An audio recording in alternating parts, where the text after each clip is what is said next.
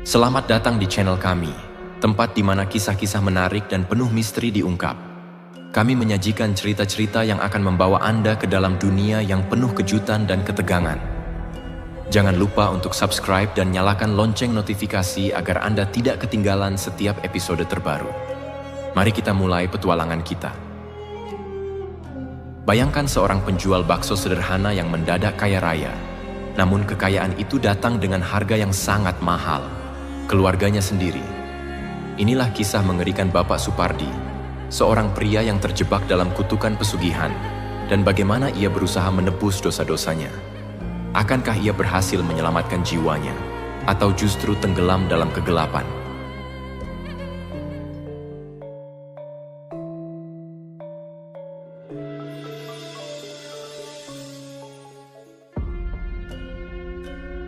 Di sudut kota Bogor, dengan suasananya yang sejuk dan lembab, menjadi saksi perjuangan hidup Bapak Supardi, seorang penjual bakso yang ulet. Di tengah hiruk-pikuk pasar, gerobak bakso miliknya seringkali terlihat sepi. Supardi adalah seorang pria paruh baya dengan wajah penuh kerut, tanda dari beban hidup yang ia pikul. Setiap hari, ia bangun pagi untuk menyiapkan bakso dengan bahan-bahan terbaik yang bisa ia beli dengan uang seadanya. Di rumah, istrinya, Bu Nur, dan dua anak mereka, Dimas dan Siti, menjalani kehidupan sederhana. Rumah mereka, kecil dan hampir roboh, adalah tempat berlindung yang mereka anggap sebagai surga meski jauh dari kemewahan. Namun, di balik senyum Supardi yang ramah, ada kecemasan yang tak pernah hilang, hutang yang menumpuk dan tekanan untuk menyekolahkan anak-anaknya. Di setiap suapan bakso yang dijualnya, Supardi berharap akan adanya keajaiban. Namun, hari-hari berlalu tanpa perubahan. Jumlah pelanggan tetap sedikit, dan pendapatan dari bakso tidak cukup untuk memenuhi kebutuhan sehari-hari. Malam harinya, ketika semua orang tertidur, Supardi sering duduk sendirian di teras rumah. Merenung dan bertanya-tanya apakah ada jalan keluar dari kemiskinan yang melilit keluarganya. Pada suatu malam yang sunyi, ketika Supardi baru saja menutup gerobaknya dan hendak pulang, seorang pria tua dengan penampilan aneh mendekatinya. Pria itu mengenakan pakaian serba hitam dan membawa tongkat kayu yang berukir aneh. Tatapannya tajam, seolah-olah bisa menembus jiwa orang yang ditatapnya.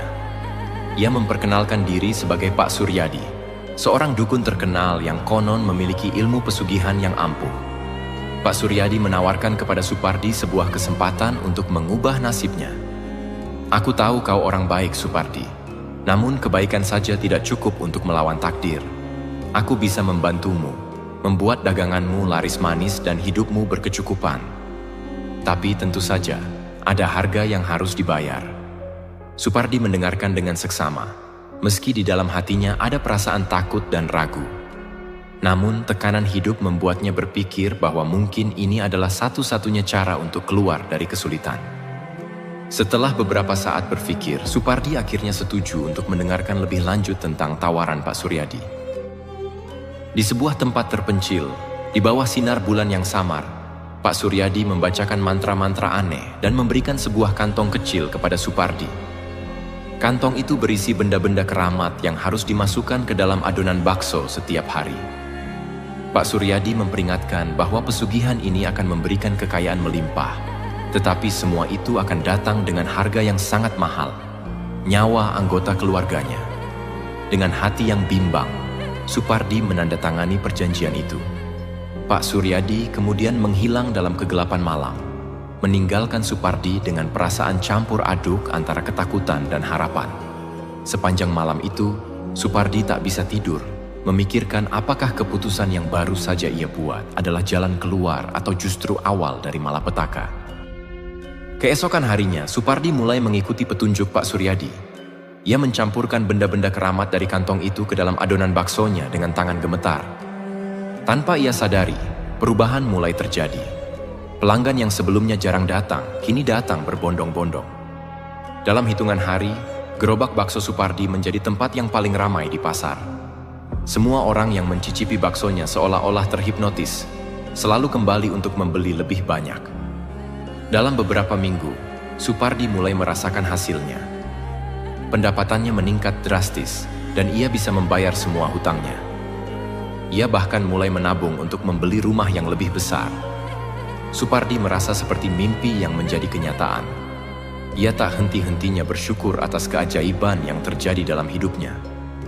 Namun, di balik semua kebahagiaan itu, ada kekhawatiran yang mulai menghantui. Setiap kali Supardi menatap wajah keluarganya, ia teringat akan peringatan Pak Suryadi. Tapi, kekayaan yang mengalir begitu deras membuatnya terlena, dan ia mulai mengabaikan rasa takut yang terus menggerogoti hatinya. Hari-hari berlalu dan Supardi semakin sukses. Ia membeli rumah mewah di pinggir kota, lengkap dengan perabotan mahal dan mobil baru. Namun saat Supardi merasa berada di puncak kehidupannya, tragedi pertama menghantam keluarganya. Istrinya, Bu Nur, tiba-tiba jatuh sakit. Dokter tidak bisa menemukan penyebabnya, dan meski segala macam pengobatan telah dicoba, kondisinya terus memburuk. Supardi mulai panik. Ia teringat perjanjian dengan Pak Suryadi dan merasa bahwa ini adalah tanda pertama dari harga yang harus ia bayar. Namun, ia tetap tidak bisa berhenti. Setiap kali ia berpikir untuk berhenti menjual bakso, sebuah kekuatan tak terlihat memaksanya untuk terus berdagang. Tak lama setelah itu, anak sulungnya Dimas mengalami kecelakaan tragis saat dalam perjalanan pulang sekolah. Dimas meninggal di tempat, meninggalkan Supardi dalam kesedihan yang mendalam. Meski hatinya hancur, Supardi tetap tidak bisa mengabaikan gerobak baksonya. Ia tahu bahwa semakin dalam ia terjebak, semakin sulit untuk melepaskan diri. Setelah kehilangan Dimas, suasana di rumah Supardi berubah menjadi suram. Bu Nur, yang semakin parah kondisinya, seringkali mendengar suara-suara aneh di malam hari. Ia merasa bahwa rumah mereka kini dihuni oleh makhluk-makhluk gaib yang terus mengawasi mereka. Siti, putri bungsu mereka, mulai sering bermimpi buruk dan menjadi sangat pendiam.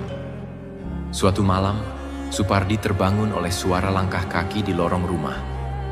Ketika ia keluar dari kamar, ia melihat bayangan samar seorang pria berdiri di ujung lorong, menatapnya dengan mata kosong. Supardi merasa ketakutan, tetapi bayangan itu menghilang seketika. Kejadian-kejadian aneh ini terus berlanjut, membuat Supardi semakin tertekan. Supardi mulai kehilangan kendali atas dirinya sendiri. Ia tidak lagi bisa tidur dengan tenang, dan pikirannya dipenuhi dengan rasa bersalah yang semakin dalam. Setiap kali ia melihat gerobak baksonya, ia merasa seperti sedang melihat alat pembunuh yang perlahan-lahan menghabisi keluarganya satu persatu. Dalam keputusasaan, Supardi memutuskan untuk mencari Pak Suryadi dan meminta bantuan. Ia menelusuri setiap sudut kota, mencari petunjuk tentang keberadaan dukun itu. Namun semua orang yang ditanyanya hanya menggelengkan kepala. Tak ada yang tahu di mana Pak Suryadi tinggal, dan sebagian bahkan tidak pernah mendengar namanya. Hingga suatu hari Supardi mendapat kabar bahwa Pak Suryadi sering terlihat di sebuah desa terpencil di kaki gunung. Dengan harapan terakhir, Supardi berangkat ke desa itu. Setelah perjalanan yang melelahkan, ia akhirnya menemukan rumah kecil yang tersembunyi di balik pepohonan. Di dalamnya, Pak Suryadi sedang duduk di atas tikar, seolah-olah sudah menunggu kedatangan Supardi. Supardi memohon agar Pak Suryadi membatalkan pesugihan itu, tetapi Pak Suryadi hanya tersenyum tipis. "Tidak semudah itu, Supardi. Kamu sudah memilih jalan ini, dan sekarang harus menanggung akibatnya. Setiap keputusan ada konsekuensinya, dan kamu sudah terlambat untuk mundur." Supardi jatuh berlutut, menangis dalam keputusasaan. Namun Pak Suryadi tetap tidak bergeming. Ia hanya memberikan satu nasihat terakhir. "Jika kamu ingin menghentikan ini semua, kamu harus siap untuk melepaskan segala yang kamu miliki." Setelah pertemuan itu, Supardi kembali ke rumah dengan perasaan hancur. Ia tahu bahwa untuk menghentikan kutukan ini, ia harus melepaskan semua kekayaan yang telah ia peroleh. Namun Supardi tidak tahu apakah ia memiliki keberanian untuk melakukannya. Di satu sisi, ia ingin keluarganya selamat, tetapi di sisi lain, ia takut kembali ke kehidupan miskin yang penuh kesulitan. Keadaan semakin memburuk ketika Siti, anak bungsunya, mulai mengalami hal-hal aneh. Suatu malam, Siti terbangun dengan mata kosong, berjalan keluar rumah tanpa sadar. Supardi menemukannya di halaman depan, berdiri di bawah hujan deras, dengan wajah yang pucat pasi. Keesokan harinya, Siti jatuh sakit dengan demam tinggi dan tidak ada obat yang bisa menyembuhkannya. Supardi akhirnya memutuskan bahwa ia tidak bisa membiarkan keluarganya menderita lebih lama. Ia mengumpulkan semua uang dan harta yang ia miliki dan mulai menyumbangkannya ke panti asuhan, masjid, dan orang-orang miskin. Ia bahkan membakar gerobak bakso yang telah memberinya kekayaan sekaligus kutukan. Setelah melepaskan segala harta bendanya, Supardi berharap kutukan itu akan berhenti. Namun, nasib berkata lain. Bu Nur meninggal beberapa hari kemudian, menyusul anak-anaknya yang juga telah tiada. Supardi kini benar-benar sendirian, tanpa keluarga dan tanpa harta. Rumah mewah yang dulu ia banggakan kini kosong, hanya menyisakan kenangan pahit akan kecerobohannya. Meskipun ia telah kehilangan segalanya, Supardi merasa beban di hatinya sedikit berkurang. Ia tahu bahwa ini adalah akhir dari kutukan yang ia bawa sendiri. Namun, harga yang harus ia bayar terlalu tinggi.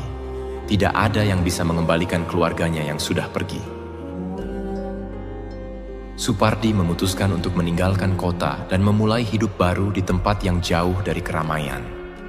Ia memilih untuk tinggal di sebuah desa kecil di pegunungan, di mana ia bisa hidup dalam kesederhanaan dan kedamaian. Setiap hari ia pergi ke ladang untuk bekerja, mencoba menebus dosa-dosa masa lalunya dengan bekerja keras dan berbuat baik kepada orang-orang di sekitarnya. Namun, bayangan masa lalu tetap menghantuinya. Setiap malam, ia bermimpi tentang keluarganya yang hilang, mendengar suara mereka memanggilnya. Supardi tahu bahwa penebusannya mungkin tidak pernah cukup untuk menghapus kesalahannya, tetapi ia terus berusaha. Di akhir hidupnya, Supardi ditemukan meninggal di rumah kecilnya dengan senyum tipis di wajahnya. Meskipun hidupnya berakhir dalam kesendirian, Supardi akhirnya menemukan kedamaian. Namun, kisahnya menjadi legenda yang terus diceritakan di desa-desa sekitar sebagai peringatan bagi siapa saja yang tergoda oleh kekayaan instan yang datang dengan harga yang terlalu tinggi. Setelah kepergian Bapak Supardi, desa kecil tempat ia menghabiskan sisa hidupnya menjadi lebih tenang. Namun, kisahnya tetap hidup di tengah masyarakat, terutama di antara para orang tua yang sering menceritakannya kepada anak-anak mereka sebagai peringatan. Gerobak bakso Supardi yang pernah dibakar, kini tersisa sebagai arang hitam di salah satu sudut desa, menambah kesan misterius akan apa yang pernah terjadi. Di rumahnya yang sederhana, barang-barang peninggalan Supardi masih tersimpan. Warga desa yang penasaran terkadang datang untuk melihat-lihat, mencoba merasakan aura yang mungkin masih tersisa. Salah satu barang yang paling menarik perhatian adalah sebuah buku catatan tua yang ditemukan di bawah ranjang tempat Supardi meninggal. Buku itu berisi catatan harian Supardi, penuh dengan renungan, penyesalan, dan doa-doa yang ia panjatkan setelah tragedi menimpa keluarganya. Seorang pemuda desa bernama Anton, yang merasa iba dan tertarik dengan kisah hidup Supardi, memutuskan untuk membawa buku itu dan mempelajarinya. Setiap malam, Anton membaca catatan Supardi, dan semakin dalam ia menggali, semakin ia merasakan keputusasaan yang pernah dialami oleh Supardi. Namun, di balik semua itu, Anton juga menemukan petunjuk tentang sesuatu yang belum selesai, sesuatu yang mungkin masih mengikat jiwa Supardi. Anton, yang masih muda dan penuh semangat, merasa terpanggil untuk menyelesaikan apa yang Supardi tinggalkan. Ia merasa bahwa arwah Supardi belum sepenuhnya tenang, dan ada tugas yang harus diselesaikan. Dalam salah satu catatan terakhirnya, Supardi menulis tentang sebuah peti tua yang ia sembunyikan di bawah lantai rumahnya di Bogor. Peti itu konon berisi benda-benda terakhir yang diberikan oleh Pak Suryadi, benda-benda yang mungkin menjadi kunci untuk mengakhiri kutukan yang masih menyelimuti Supardi. Dengan tekad kuat, Anton memutuskan untuk pergi ke Bogor dan mencari peti tersebut. Meskipun ia tahu risikonya, Anton merasa bahwa ini adalah sesuatu yang harus ia lakukan, baik untuk membebaskan jiwa Supardi maupun untuk melindungi desa dari kutukan yang mungkin bisa berpindah ke tempat lain. Sesampainya di Bogor, Anton menemukan rumah lama Supardi yang kini sudah ditinggalkan. Rumah itu dipenuhi debu dan terkesan menyeramkan. Setelah mencari beberapa waktu, Anton akhirnya menemukan lantai kayu yang terasa longgar. Dengan susah payah, ia membongkar lantai itu dan menemukan peti tua yang sudah lapuk. Di dalamnya, Anton menemukan benda-benda aneh, sebuah cincin, seutas tali, dan sebuah kertas kuno dengan tulisan mantra yang sudah hampir pudar. Anton membawa peti itu kembali ke desanya dan mencoba mencari tahu lebih lanjut tentang benda-benda di dalamnya. Ia mengunjungi seorang tetua desa yang dikenal memiliki pengetahuan tentang hal-hal mistis. Tetua itu, Pak Karto, menyatakan bahwa benda-benda dalam peti itu adalah peninggalan dari Pak Suryadi dan memiliki kekuatan yang sangat besar, tetapi juga sangat berbahaya. Pak Karto memperingatkan Anton bahwa bermain-main dengan benda-benda seperti ini bisa berakibat fatal. Namun, ia juga menyadari bahwa mungkin ini adalah satu-satunya cara untuk benar-benar mengakhiri kutukan yang telah menghancurkan hidup Supardi. Dengan hati-hati, Pak Karto mempelajari mantra kuno yang tertulis di kertas itu dan menemukan bahwa ada ritual yang harus dilakukan untuk mengembalikan benda-benda ini ke tempat asalnya, sebuah gua suci yang terletak jauh di dalam hutan. Ritual ini tidak hanya memerlukan keberanian, tetapi juga pengorbanan. Anton dihadapkan pada pilihan sulit. Apakah ia bersedia mempertaruhkan nyawanya untuk menyelesaikan misi ini? Dengan dukungan dari Pak Karto dan warga desa lainnya, Anton memutuskan untuk melanjutkan ritual tersebut, meski ia tahu bahwa taruhannya sangat besar. Anton, ditemani oleh Pak Karto dan beberapa pemuda desa, memulai perjalanan mereka ke hutan yang dianggap suci dan penuh misteri. Gua yang dimaksud berada jauh di dalam hutan, di tempat yang jarang didatangi oleh manusia. Perjalanan itu penuh dengan rintangan, mulai dari medan yang sulit hingga suara-suara aneh yang terdengar dari dalam hutan. Di tengah perjalanan, rombongan ini merasakan kehadiran sesuatu yang tidak terlihat, seolah-olah mereka diawasi oleh mata-mata yang tak kasat mata. Anton, meski diliputi ketakutan, terus maju dengan tekad yang kuat. Pak Karto yang memimpin rombongan berulang kali memperingatkan agar mereka tetap tenang dan fokus pada tujuan. Setelah melalui perjalanan yang panjang dan melelahkan, mereka akhirnya tiba di mulut gua. Gua itu tampak gelap dan dingin, dengan aura mistis yang kuat. Pak Karto memimpin upacara singkat sebelum mereka masuk, memohon perlindungan kepada para leluhur dan roh-roh penjaga gua. Di dalam gua, mereka menemukan sebuah altar batu kuno yang dipenuhi dengan ukiran-ukiran aneh. Disinilah benda-benda itu harus dikembalikan, dan disinilah ritual terakhir harus dilakukan. Anton dan Pak Karto dengan hati-hati menempatkan benda-benda dari peti ke atas altar. Pak Karto kemudian memulai ritual, melafalkan mantra kuno yang tertulis di kertas. Suara mantra itu menggema di seluruh gua, membuat udara di sekitarnya bergetar. Saat mantra semakin kuat, benda-benda di altar mulai berpendar, mengeluarkan cahaya yang semakin terang. Namun, tiba-tiba, gua mulai bergetar hebat, seolah-olah ada sesuatu yang terbangun dari tidurnya. Anton merasa angin dingin menyapu tubuhnya, membuat bulu kuduknya merinding. Di tengah kekacauan itu, Pak Karto terus melafalkan mantra dengan suara yang semakin keras, melawan kekuatan yang mencoba menghentikan mereka. Saat puncak ritual, sebuah bayangan besar muncul di depan altar, menampakkan sosok yang menyerupai Pak Suryadi. Bayangan itu tampak marah, tetapi tidak bisa mendekati Anton dan Pak Karto yang dilindungi oleh cahaya dari benda-benda suci. Dengan teriakan terakhir yang penuh kekuatan, Pak Karto mengakhiri mantranya, dan tiba-tiba semuanya menjadi sunyi. Bayangan itu menghilang, dan gua kembali tenang. Benda-benda di altar meleleh menjadi cairan keemasan, menghilang ke dalam celah-celah batu. Anton dan Pak Karto merasa lega, menyadari bahwa kutukan telah berakhir. Mereka meninggalkan gua dengan perasaan damai, mengetahui bahwa mereka telah menyelesaikan apa yang dimulai oleh Supardi. Ketika mereka kembali ke desa, kehidupan mulai kembali normal.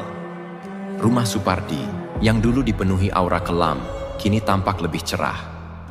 Anton, yang sebelumnya hanyalah seorang pemuda biasa, kini dianggap sebagai pahlawan desa, meski ia tidak pernah merasa dirinya seperti itu.